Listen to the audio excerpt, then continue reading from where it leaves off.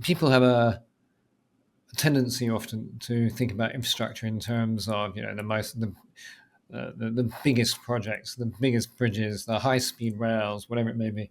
But actually, part of our future also has to be about better connectivity.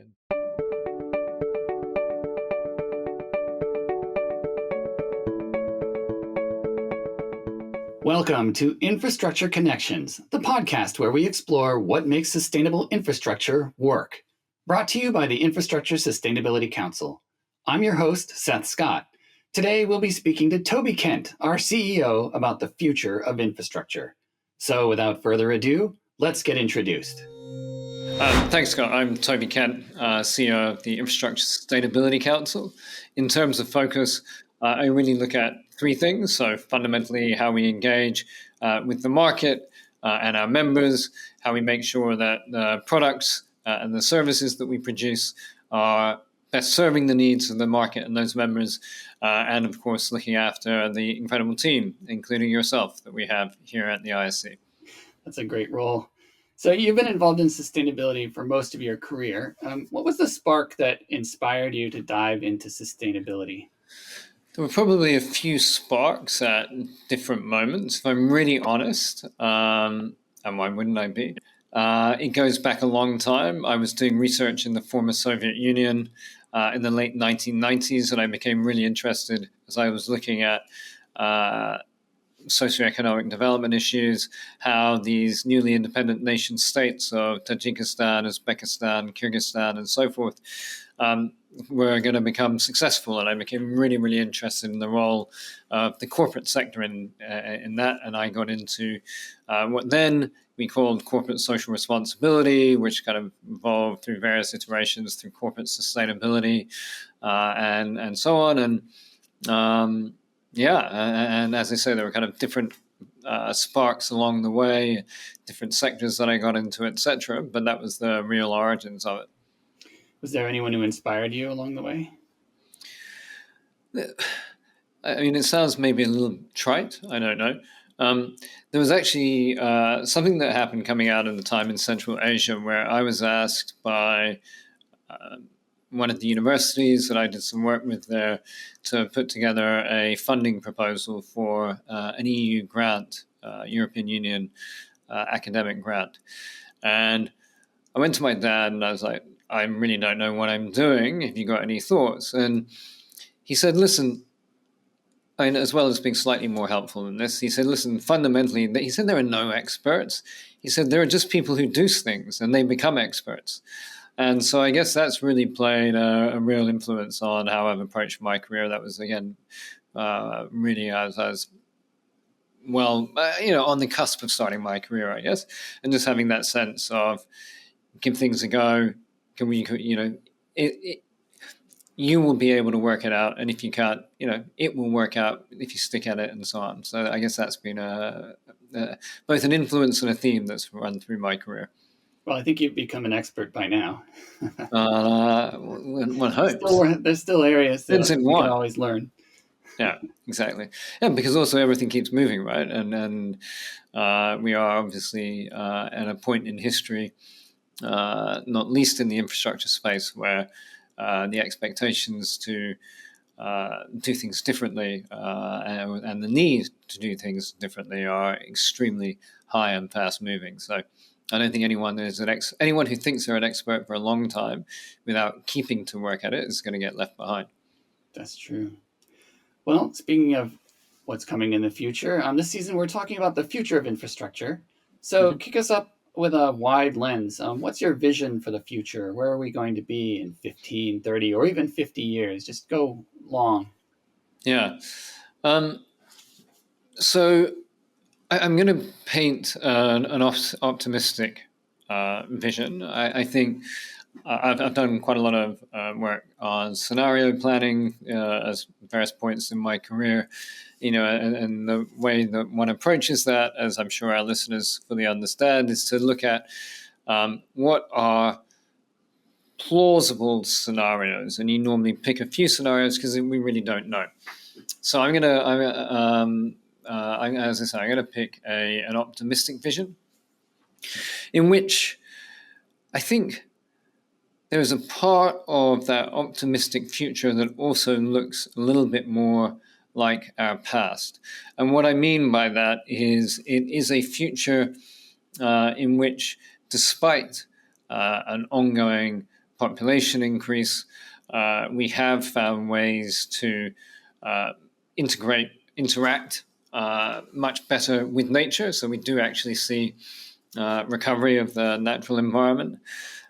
There will the thing that is different, I think, in part to the future in relation to nature is that there is going to be a necessary role for human intervention in achieving that, whether that's rebuilding reefs with the use of robots and other human interventions, whether it's more sophisticated technologies to extract carbon from the atmosphere. Right now, probably the most sophisticated technology to extract carbon from the atmosphere is trees and vegetation, which have done that extremely well. But in and of them, there probably is a role, as I say, for that human bit and how we both use technology to extract carbon, as in true human-created technology, and also then how we use other forms, be it artificial intelligence, etc., to work out where best and how to reforest, etc. So I think that'll be part of it. I think my instinct is that if you imagine popping up in a city in hopefully 15, certainly 30 or 50 years' time, I think you will see more elderly people and more disabled people in our streets. And that's because actually my sense of the future is not that we are going to either genetically engineer our way out of the realities of disability, nor are we going to technologically evolve our way out of aging. But I do think we, with more sensitive and intelligent infrastructure in particular, I do see a way to make our, not just, I did focus on the cities, but not just the urban space, but our societies generally more accessible and more inclusive. And I think that something that flows through that as well, so maybe the third element of this future and the use of infrastructure to connect is a reconnection of communities. I think we're going through a moment, as we have done many times in human history, where the introduction of technology outpaces the speed of social mores and ways of behaving. And we see there's so many different independent studies being done about the negative impacts of just, for example, it's not all about social media, but social media, etc. We're also seeing that as infrastructure is more stressed with growing populations, that people are having less time to spend in their communities. So I think thinking about the way that infrastructure enables the people to not be stuck in traffic for hours commuting to jobs, etc., is going to be a critical part of that more optimistic vision. So, as I said, I think I'm sort of bringing it down to three areas of really being around a more regenerative, natural environment, and one as part of that in which we see nature not as, at the moment, on the whole, and I'm being a bit oversimplistic, and I'm not talking in sound bites, so I will try to summarize this. At the moment, as I say, an oversimplification, but we tend to go, if the good practice in infrastructure is thinking about how we can reduce our negative environmental impacts. Going forwards, I think, and we're beginning to see it, but we will have a much, much stronger attention to how we can actually use nature and thus promote nature to achieve some of the outcomes that we want from our infrastructure. Obvious areas around coastal protection, stormwater management, etc., but not only in those spaces. So it comes back to working much better in, as I say, regenerative nature, more inclusive societies, and better connected communities. That's fantastic. Well, that definitely is a positive view, and I like the idea of working to make things more positive rather than trying to make them less negative. Yeah, invite me on back again, and I'll give you my dystopian view of the future. That'll be the next episode. So the future looks bright based on that kind of optimism, and I think that's great. But of course, we have to get there somehow. And in the present, we seem to be in a bit of a holding pattern with economic and political pressures that we're seeing. Meanwhile, the infrastructure we do build manages to achieve some amazing sustainability outcomes, and the projects in the pipeline are also looking quite innovative. But from your position with the ISC, what direction is the infrastructure headed in today? What kind of obstacles are we facing to reach that positive future? Yeah, so a lot of discussion in both Australia and New Zealand about value for money. Infrastructure should always be about delivering value for money. The issue we have at the moment is people are using the phrase value for money, but they're really talking about cost today. And I think part of that, sort of, if you just sort of hold on to that thought, we also have a situation as a second point linked to this holding pattern, economic pressures, value for money, etc., where I think too many people have lost sight of the framing of sustainability, which comes from that broader concept of sustainable, couple of slightly extended words of sustainable development. So sustainable development is fundamentally about striking a sensible balance between the social, the economic, and the environmental impacts.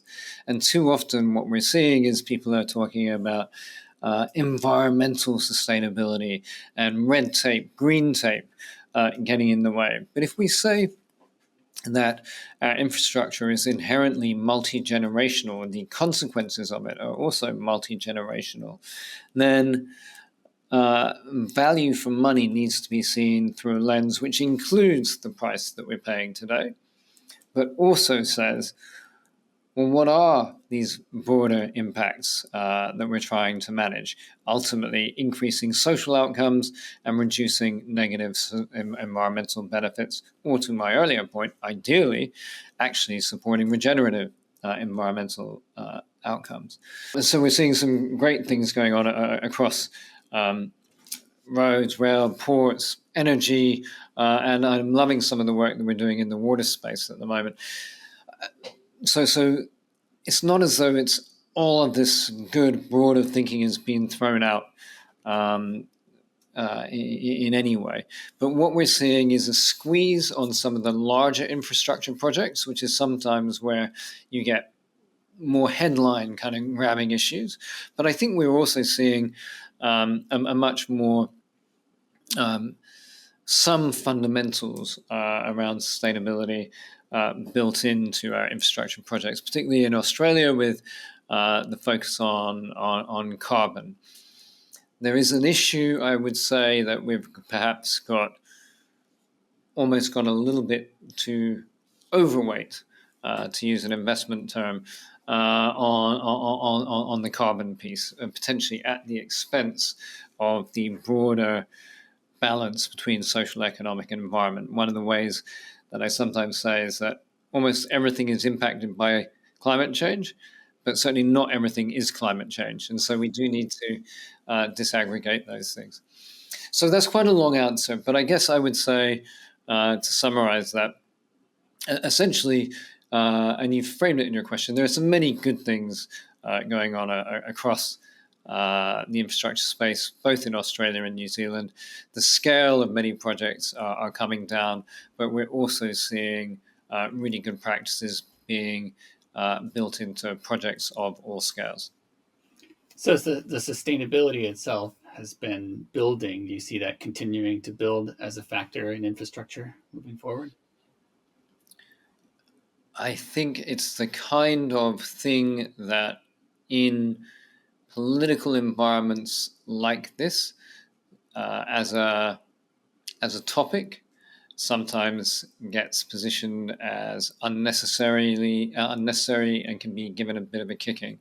Having been in this space for a quarter of a century now, I do think there are peaks and troughs, and I think the fundamentals around being more climate resilient, about a greater awareness of um, building for community connection, etc., are quite strong in our countries.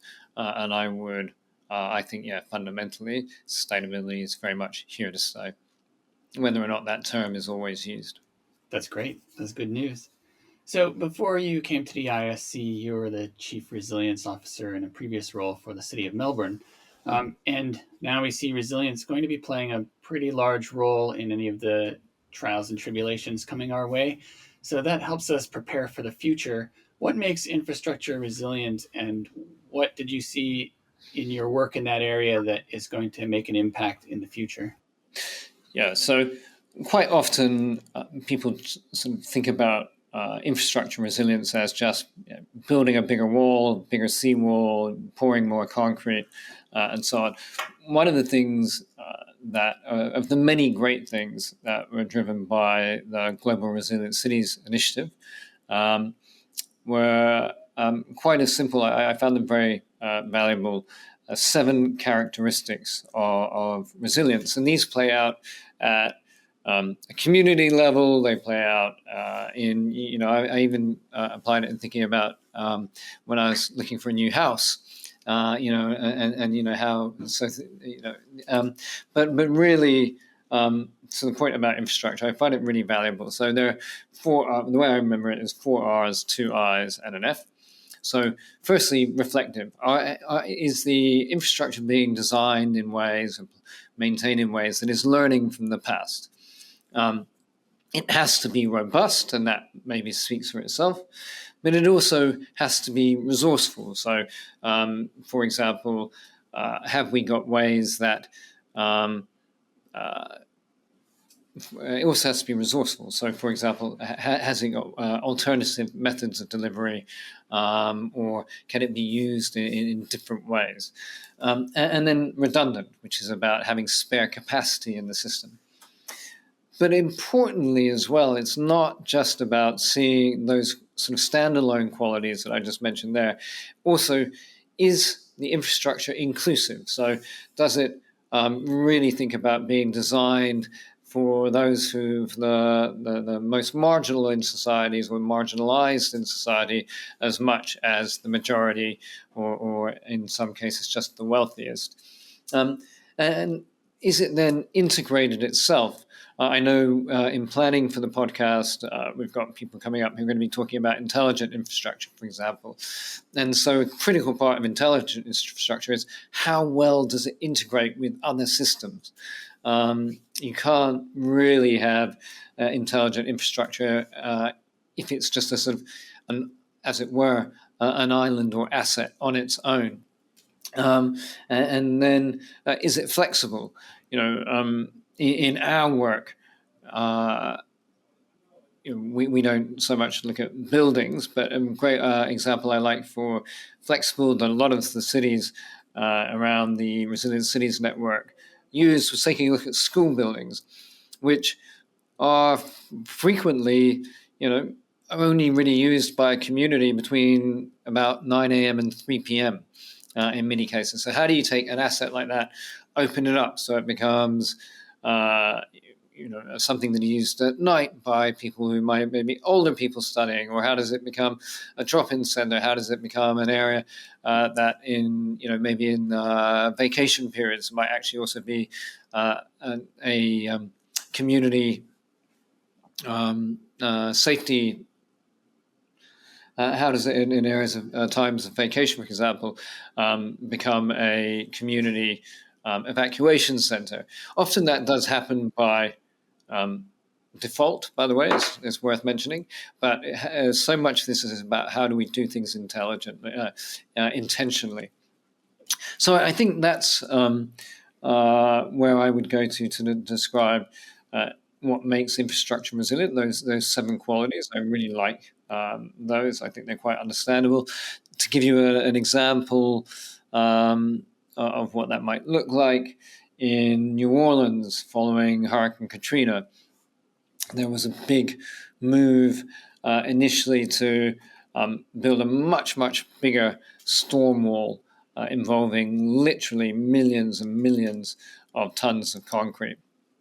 And what they ended up doing was saying, well, one of the reasons that, or one of the ways that we have to protect is, and one of the reasons that, one of the things that makes us vulnerable is we destroyed the mangroves. So rather than just building a massive wall, actually, let's rebuild the natural environment.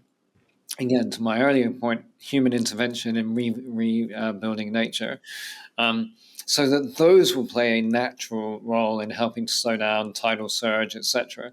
The reason I paused earlier is that for some of those informed listening to this, you're right, Katrina was not caused by a tidal surge in itself.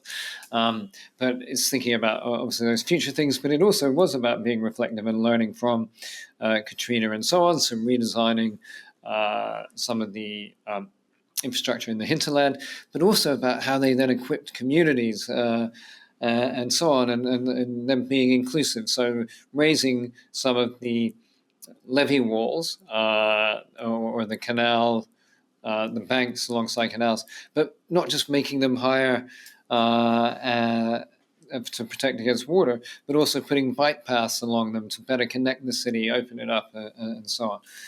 And I think that's something else that maybe when to your earlier question about what's the sort of future infrastructure landscape looking like, people have a tendency often to think about infrastructure in terms of the biggest projects, the biggest bridges, the high-speed rails, whatever it may be.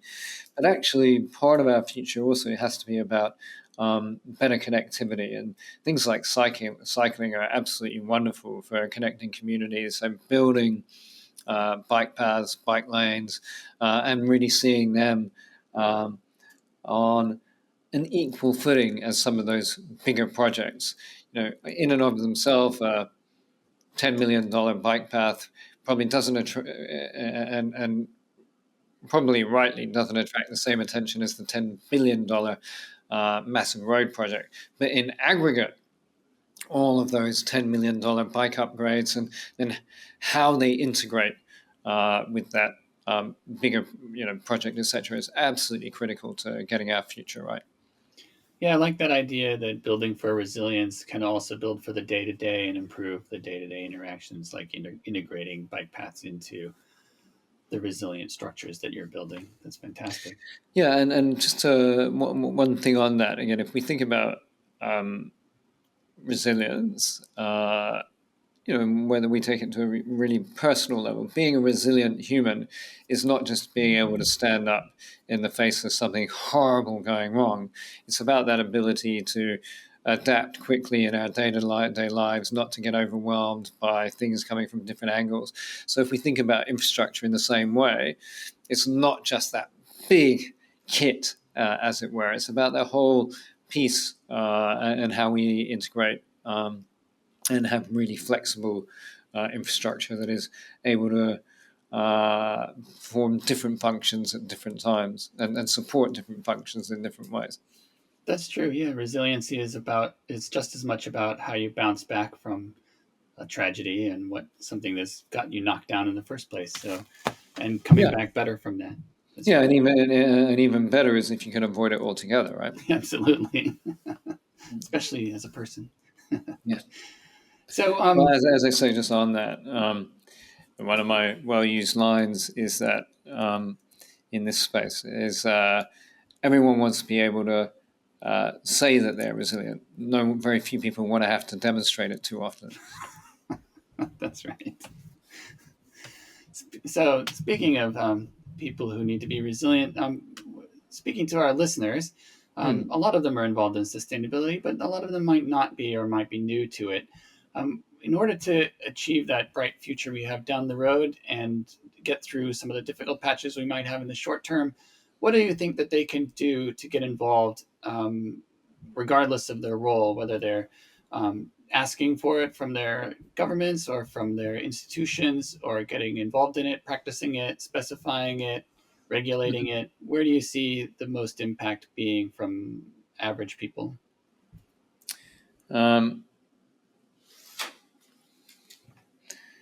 So let me say a few things on that, Seth. So firstly, one of the reasons that I really like this concept of resilience, and you touched on it in framing the question this way.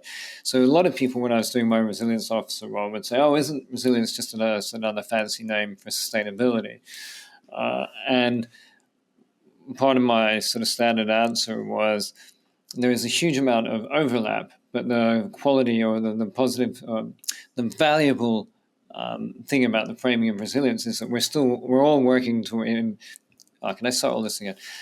So I think there are a few things to that, Seth, and just to touch on this resilience piece again. When I was in my resilience officer role, I would often be asked by people, "Why isn't resilience just another word for sustainability?" And I think the thing that I like about resilience is that whether you badge something sustainable development or resilience, broadly speaking, we're all, both phrases, both concepts are trying to work to this idea of a more sustainable future. But that resilience is just much more acknowledging of things going wrong along the way. And so, I think for people looking to get involved, looking to do things, it's worth bearing in mind that there will be moments in time when it feels kind of easy and really rewarding. And if you're really serious about it, there'll be moments in time where it's challenging, and that might be because of a particular issue, what you're working on, or it might be because of the broader environment or context in which one's working.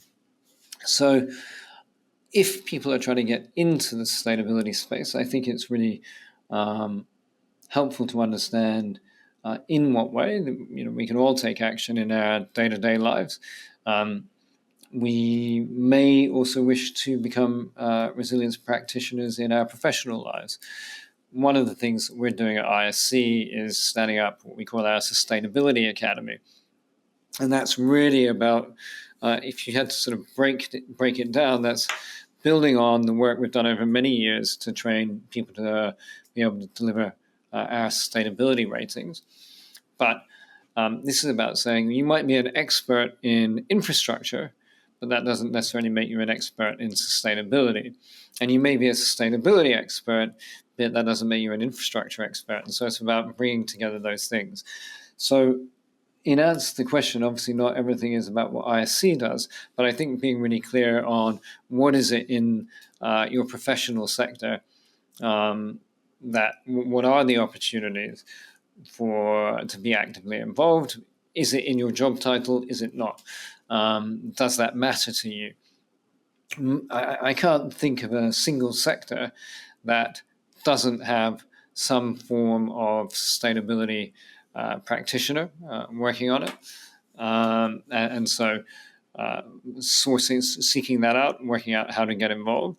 I think for those who are already in sustainability positions, I think a critical thing for you to be thinking about is, in order to have greatest impact, how do I move within my organization or the broader sector to move up so that I'm not just, and I say just, not in a disparaging way, but I'm not only a sustainability manager, but how do I become, fundamentally, how do I become the CEO or a senior leader within this organization with these deep sustainability beliefs and skills that I have?